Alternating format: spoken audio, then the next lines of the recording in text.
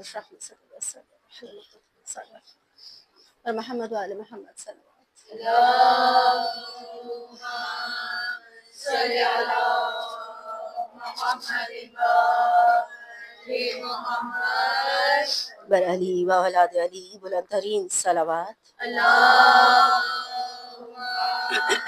صل على محمد وآل محمد بحضور امام زمانہ اور ظہور امام زمانہ بلندترین صلوات. اللهم صل على محمد وآل محمد بانیان فرشزا، وارثان فرشزا، کائنات کی عظیم ترین بیویاں ہماری مقدرات عصمت جناب زہرا سلام اللہ علیہا، جناب زینب سلام اللہ علیہا پر بلندترین صلوات. اللهم صل على محمد وآل محمد آپ سب کی تشریف آوری کے لیے، آپ سب کی بلندی درجات کے لیے، آپ سب کی قبولیت حاجات کے لیے، تمام بیماروں کی شفا یابی کے لیے، تمام مسافروں کی بخیر و عافیت گھروں کو واپسی کے لیے، تمام عزاداران سید الشہداء کی حفاظت کے لیے، تمام مزارات و مقامات مقدسہ کی حفاظت کے لیے، جلسے جلوسوں اور جہاں کہیں بھی مجالس کے فرش بچھائے جا رہے ہیں ان سب کی حفاظت کے لیے، ہر بے گھر کے حصول گھر کے لیے، بے زر کے حصول زر کے لیے، بے زوج کے حصول زوج کے لیے، بے اولاد کے حصول اولاد کے لیے، اور اولاد والوں کی اولاد کی صحت و سلامتی کے لیے، ہر بے جرم اسیر کی رہائی کے لیے، اور تمام مرحومین کی مغفرت کے لیے بلندترین صلوات. اللهم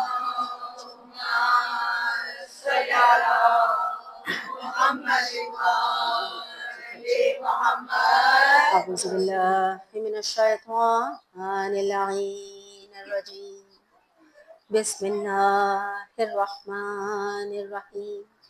الحمد للہ رب العالمین الرحمن الرحیم الحی لا یموت والاحد لا شریک ولم یکن له شریک فی الملک ولم یکن له ولی من الذل وکبرہ تکبیرا.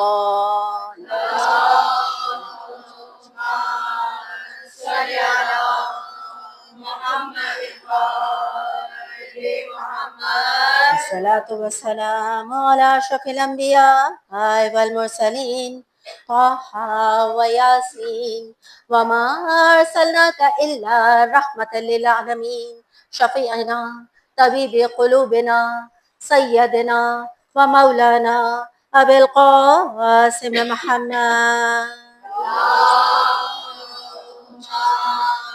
صل على محمد وآل محمد وعلى آل بيته الطيبين الطاهرين المعصومين المظلومين سيما بقية الله في أرضين ولعن الله على أعدائهم أجمعين.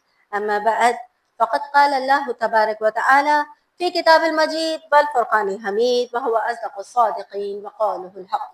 بسم الله الرحمن الرحيم. يا عبادي الذين آمنوا إن أرضي واسعة فإياي فاعبدون. صلوات. اللهم صل على محمد وآل محمد تمام تر حمد و ثنا اس خالق یکتا و یگانہ کے لیے کہ جس نے لفظ کن سے خلق کیا اور سوارا اور ہدایت کے روشن چراغوں سے متمسک کیا، اور تمام تر درود و سلام ان انوار مقدسہ پہ کہ جو وجہ تخلیق کائنات ہیں، ہدایت کے روشن چراغ ہیں، پر محمد و آل محمد صلوات. اللهم صل على محمد وآل محمد سورۃ المبارکۃ العنکبوت کی 56ویں آیت میں سفر کرتے ہوئے آج چوتھا روز ہے. ہم اور آپ ساتھ ساتھ چل رہے ہیں. پروردگار عالم اپنے خاص بندوں کو مخاطب فرما رہا ہے، اے میرے وہ بندو جو ایمان لے آئے، خدا کی زمین بہت وسیع ہے، بس میری ہی عبادت کرو. فَإِيَّايَ فَاعْبُدُونَ.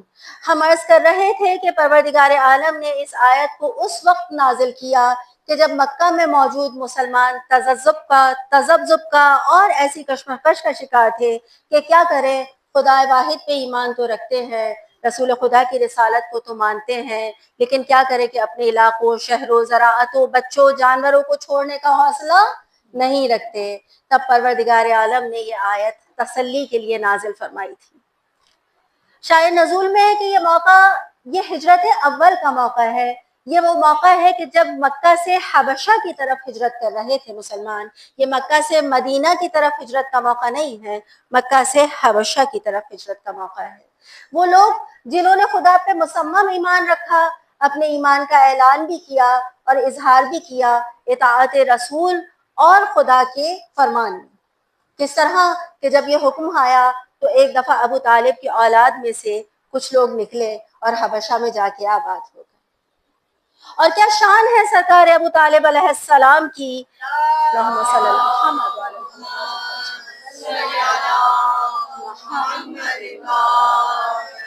محمد وعجل فرجہم۔ کس طرح سے اپنے بھتیجے سے محبت کا حق نبھایا ہے۔ اور دیکھیے کہ محبت، کچھ محبتیں فطری ہوتی ہیں، یعنی انسان اپنے آس پاس کے رشتوں میں فطری طور پہ محبت رکھتا ہے۔ ماں باپ کی اپنی اولاد سے محبت جدا ہے، اولاد کی ماں باپ سے محبت جدا ہے، خالوں کی، ماموں کی، چچاؤں کی، تایاؤں کی، پھپھیوں کی محبتیں اپنے رشتہ داروں سے جدا ہوا کرتی ہیں۔ ہر محبت کا اپنا معیار ہوا کرتا ہے، لیکن یہاں ایک عجیب انداز نظر آتا ہے سرکار ابو طالب کی محبت میں کہ بھتیجا اس قدر عزیز ہے کہ جہاں خطرہ ہے وہاں پہ بھتیجے کی جگہ اپنی اولاد کو سلایا کرتے ہیں۔ جہاں معلوم ہوتا ہے کہ آج بھتیجے کی جان پہ کوئی مصیبت ہے، وہاں پہ ان کے بستر پہ اپنے بیٹے کو سلا دیتے ہیں، بھتیجے کو اٹھا لیتے ہیں۔ معلوم ہوتا ہے یہ محبت کوئی عام محبت نہیں ہے، یہ محبت وہی محبت ہے جس کا تذکرہ ہم پچھلے 3 دن سے بھی کرتے رہے۔ کیا محبت ہے؟ خدا کس شخص کو اپنا عبد کہتا ہے؟ وہ جو اطاعت پروردگار میں ہے، وہ خدا کا عبد ہے۔ خدا کس دل کو اپنا دل کہتا ہے؟ وہ دل جو عبادت پروردگار میں ہے، خدا اس کو اپنی وسیع زمین قرار دیتا ہے۔ خدا کس شخص کو ایمان لانے والا کہتا ہے؟ خدا کس شخص کو پکار کے کہتا ہے یا عبادی الذین آمنو؟ یہ کون شخص ہے؟ خود ہی قرآن میں کلام بلاغت میں سورۃ البقرہ میں پروردگار عالم فرما رہا ہے وَلِلَّذِينَ آمَنُوا أَشَدَّ حَبًّا لِلَّهِ، اور وہ لوگ جو ایمان لے کے آئے ہیں خدا کی محبت میں شدید تر ہوتے ہیں۔ ایمان والوں کی محبت خدا سے ایک دوسرے درجے پر ہوتی ہے۔ یہ کیا ذکر لے بیٹھی میں؟ کہیں میں سرکار ابو طالب کی بات کرتی ہوں، محبت ختمی مرتبت کی بات کرتی ہوں، اور اب میں خدا کی محبت کی طرف چلی گئی۔ توجہ فرمائیے، ہمارے آپ کے چھٹے امام امام جعفر صادق علیہ السلام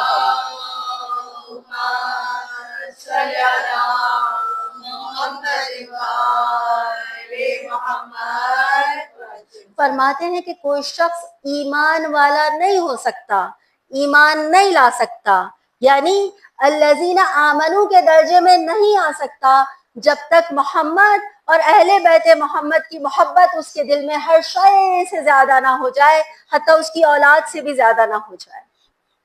سرکار ابو طالب محبت خدا میں اتنے شدید ہیں، محبت رسول میں اتنے شدید ہیں کہ اب ان کو اپنی اولاد ان کے سامنے کچھ نہیں لگتی۔ کیا یہ ممکن ہے کہ ایک باپ اپنی اولاد سے محبت نہ کرتا ہو؟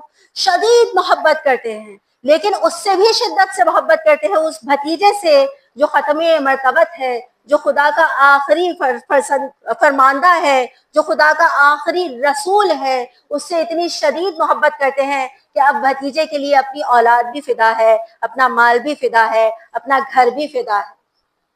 ہر شے کو سرکار ابو طالب نے سرکار ختمی مرتبت کے حضور میں فدا کر دیا، اور یہ محبت اپنی اولاد کے اندر ایسی کوٹ کوٹ کے بھر دی کہ آپ دیکھیں کہ تمام دنیا میں اگر کوئی نظر آتا ہے رسول خدا کا حامی تو وہ ابو طالب کا بیٹا نظر آتا ہے۔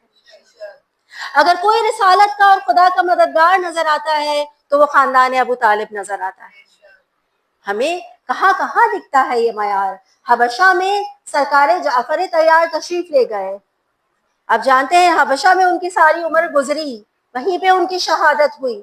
جناب عبداللہ ابن جعفر طیار وہیں پیدا ہوئے، وہیں پروان چڑھے، لیکن وہاں حبشہ میں رہنے کے باوجود ختمی مرتبت کی محبت اتنی شدید تھی کتنی شدید تھی کہ جب جہاں کوئی یاور و ناصر و انصار نہیں آتا تھا وہاں پہ عبداللہ اپنے ننھے کم سن شہزادوں کو لے کے سرکار سید الشہداء کے پاس آئے تھے اور کہا تھا سرکار میری جانب سے آپ کے دین پہ فدیہ ہے۔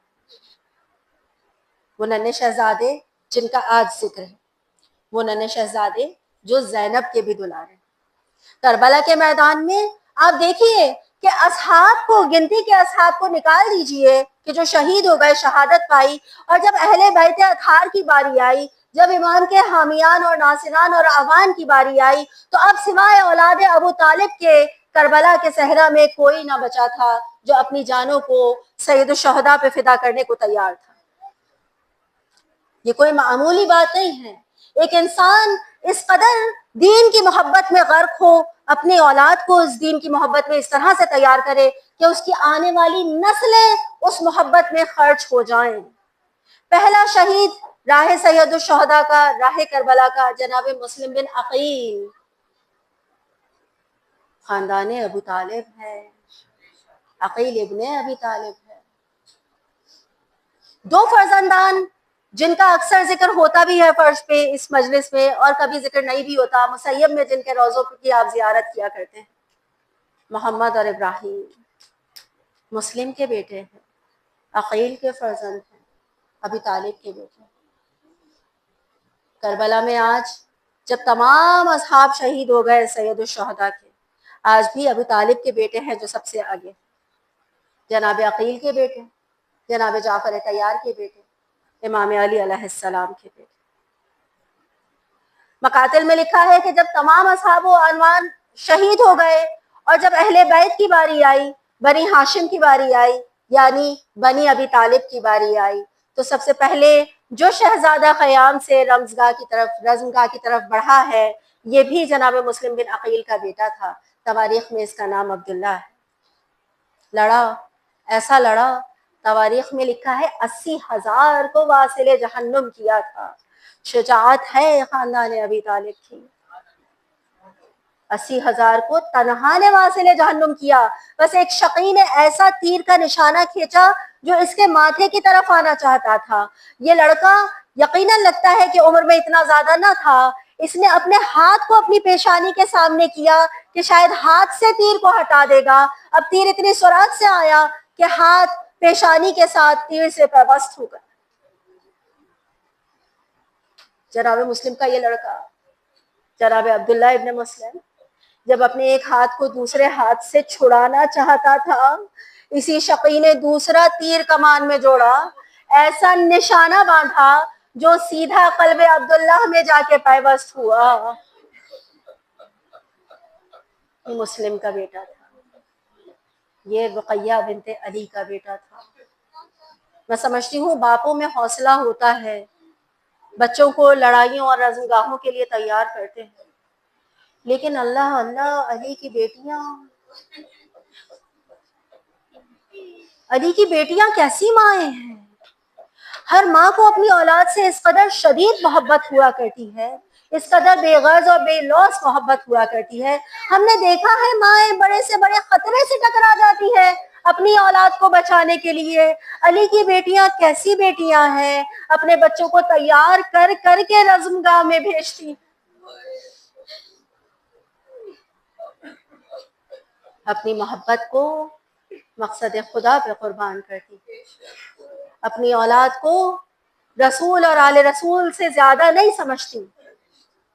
یہ پہلا شہید جو رزمگاہ میں آیا یہ بھی علی کا نواسا تھا، اور اس کے بعد اس کا دوسرا بھائی بھی آیا، یک کے بعد دیگرے 7 بیٹے جناب عقیل کے خاندان سے، اور اس کے بعد باری آئی علی کی دوسری بیٹی کے بیٹوں کی، ان بچوں کو جن کو آپ فرش پہ رویا کرتے ہیں، وہ بچے جو مثال ہے آپ کی زندگیوں میں آپ کے بچوں کی تربیت کے لیے، کہ بچوں کو تربیت کرنے کے لیے کسی خاص عمر کی ضرورت نہیں ہوتی۔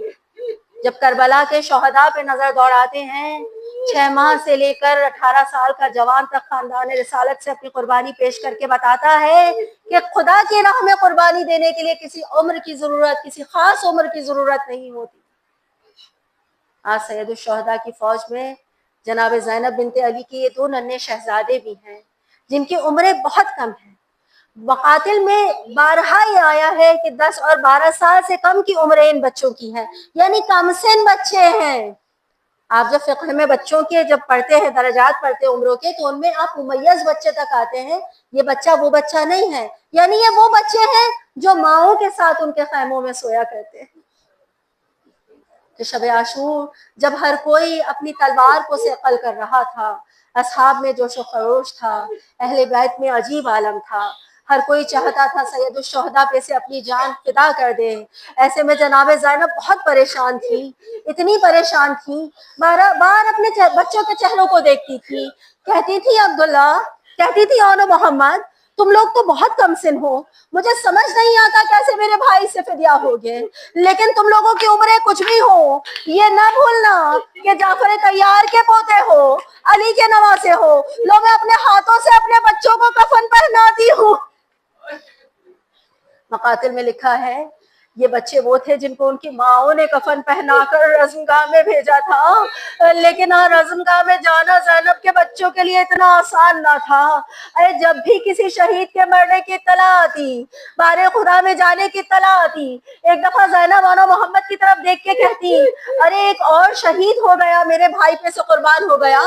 اے اونو محمد تم اب تک زندہ ہو. اللہ اللہ، زینب کا جذبہ. اونو محمد بہت گھبراتے ہیں.